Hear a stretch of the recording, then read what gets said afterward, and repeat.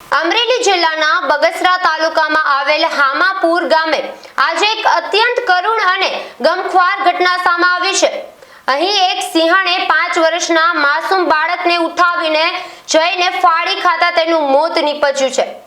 પ્રાપ્ત માહિતી મુજબ ગામના નંદલાલભાઈ શાંતિભાઈની વાડીમાં ભાગ્યું રાખીને કામ કરતા પરપ્રાંતીય મજૂર પરિવાર રહેતો હતો। મૃતક બાળક જેનું નામ કનક વિનોદભાઈ છે તે વાડીમાં પાણીની કુંડી પાસે રમી રહ્યો હતો। તે જ સમયે જ અચાનક સિંહણ આવી પહોંચી અને બાળકને ઉઠાવીને વાવેલા તુવેરના પાક તરફ ભાગી ગઈ હતી।